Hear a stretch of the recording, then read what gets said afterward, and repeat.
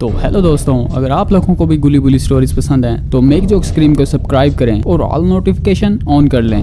गुली बुली और penny-wise part 2 देखने से पहले आप इसका पार्ट 1 लाजमी देख लें, वरना इस पार्ट की आपको पूरी तरह समझ नहीं आएगी।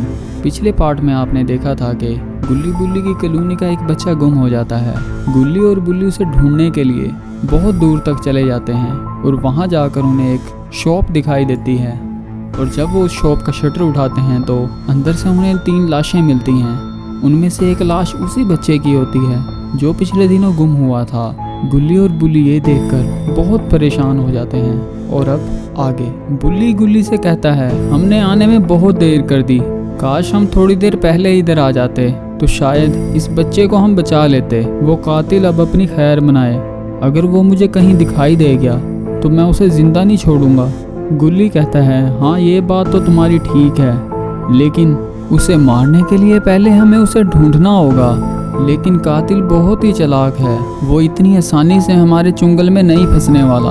हमें उस पर बहुत गहरी नज़र रखनी पड़ेगी और इसके लिए हमें ऊपर पहाड़ियों की तरफ चले जाना चाहिए और शायद वहाँ से हमें कोई क्लू भी मिल जाए। फिर गुल्ली और बुल्ली ऊपर पहाड़ियों की तरफ बढ़ना शुरू हो जाते हैं।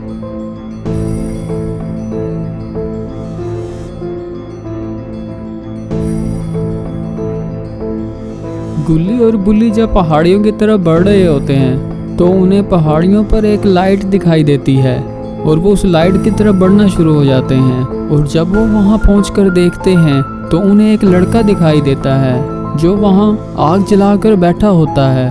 और फिर वो अपना इंट्रोडक्शन गुल्ली और बुल्ली से करवाता है और वो कहता है कि मेरा नाम जेफ है और मैं यहाँ अपने भाई को ढूंढने आया हुआ हूँ। मेरा भाई कुछ दिन से गायब है, क्या आप लोगों ने देखा है उसे? बुल्ली कहता है, तुम्हारे भाई ने कपड़े कैसे पहने हुए थे, हमें उसके बारे में थोड़ा बताओ। जेफ कहता है, उसने मेरी तरह ही ब्लैक कपड़े पहने हुए थे।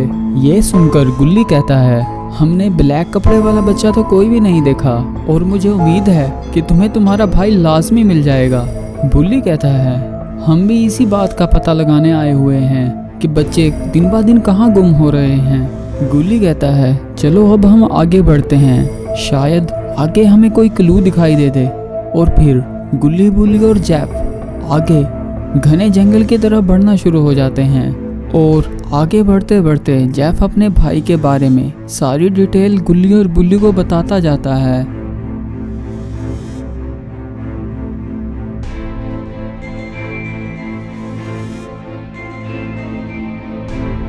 और ये क्या, शॉन किधर सोया हुआ है? अरे ये तो कब्रिस्तान है, लेकिन शॉन यहाँ कैसे आया? और यहाँ पर तो बहुत सी कब्रें भी हैं। लगता है शॉन उठ रहा है। शॉन जैसे ही उठता है, इर्द गिर्द का माहौल देखकर वो बहुत डर जाता है और उसे यकीन नहीं होता कि वो यहाँ कैसे आ गया। और वो डर के इधर उधर देखने लगता है। उसे लगता है गुल्ली और बुल्ली ने उसके साथ कोई मजाक किया है। फिर शॉन सोचता है कि ये गुल्ली और बुल्ली का मजाक है और अगर ये उनका मजाक हुआ तो मैं उनका मुंह तोड़ूंगा। ये सोचकर शॉन नीचे जंप मारता है और वो इधर उधर देखता है तो उधर कोई भी नहीं होता। और ये देखकर शॉन और डर जाता है और फिर वो बाहर जाने का रास्ता ढूंढने लगता है। वो थोड़ा सा आगे ही बढ़ता है, फिर उसे एक कब्र दिखाई दे देती है। शॉन अब तक तो इस जगह को डरावनी समझ रहा था, लेकिन उसे ये नहीं पता था कि ये कब्रिस्तान है। फिर शॉन अपना सर पकड़कर कहता है, ये मैं कहाँ फंस गया? और वो फिर भागने की कोशिश करता है और गेट की तरफ भागना शुरू हो जाता है। और जब वो गेट के पास पहुँचता है, वहाँ पर एक इंसानी कंकाल गेट रोक कर खड़ा होता है। वो देखकर शॉन नीचे गिर जाता है। अभी एक ही मुसीबत नहीं टली होती, अजीब ही शक्ल वाला एक मॉन्स्टर कब्रिस्तान के बाहर आ जाता है। मॉन्स्टर बहुत ही खौफनाक शक्ल का होता है। ये देखकर शॉन की आंखें फटी की फटी रह जाती हैं।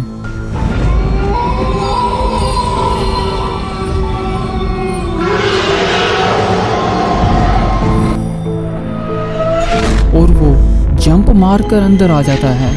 ये देखकर शॉन पीछे पीछे हटना शुरू हो जाता है, लेकिन वो कहीं भाग भी नहीं सकता क्योंकि सारे दरवाजे तो बंद हैं। फिर मॉन्स्टर भागता हुआ शॉन की तरफ बढ़ता है और शॉन पर अटैक कर देता है।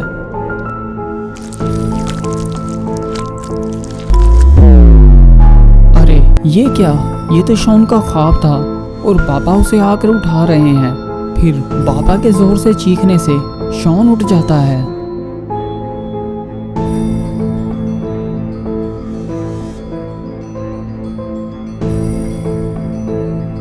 फिर पापा शॉन से पूछते हैं कि ये तुम्हें क्या हो रहा था, कोई मुझे कुछ बताएगा, और गुल्ली और बुल्ली किधर हैं।